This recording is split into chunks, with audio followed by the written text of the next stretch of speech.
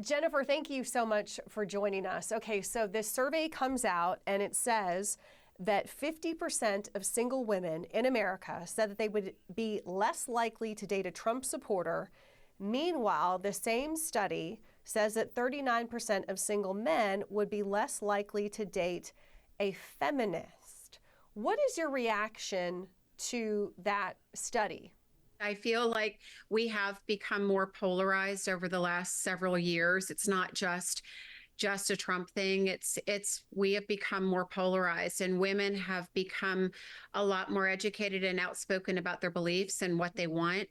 And we are making these deal breakers. We're putting it in the middle of our relationship, and we're more divided than we've ever been. So politics clearly is a deal breaker. And that could be even like if you're on a dating app and you say, hey, I'm right or left or whatever, and then you're not even going to give that person a chance. Yes, that is pretty much how it is. I have to say this, though. I think there's an age group, determinator in all of this. I think this is more so amongst younger people. Younger women tend to have, in their 20s, tend to have a stronger attitude about this or feeling or belief, what we'll call it, about this than men. So what do you recommend, like in the dating world now and like a matchmaking expert?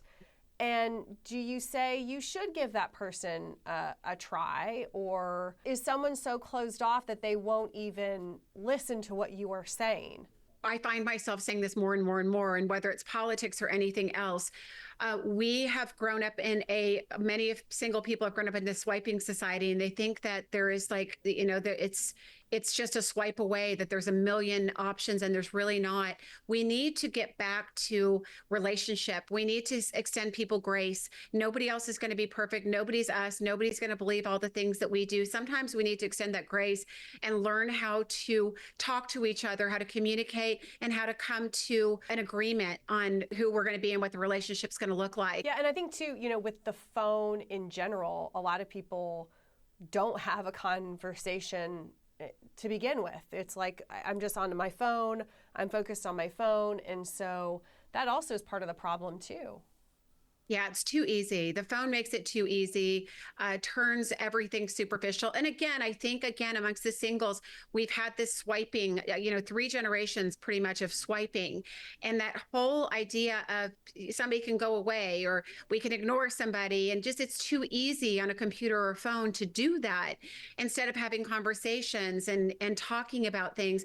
Love should be easy, but relationships aren't as easy. So they're a little harder. So we have to understand that there's a little bit of work that needs to go into it, and give people multiple chances. I mean, unless they do something horrible, try going on that second date, try going on that third date, and giving people a chance. It's just important to really get to know somebody and find out who they are and what they value. I think a lot of times politics are tied to values, and that's why people are so divided, but we need to have conversations about all of it. Yeah. A lot of great points. Jennifer, thank you so much for joining us. I really appreciate your perspective. Sure.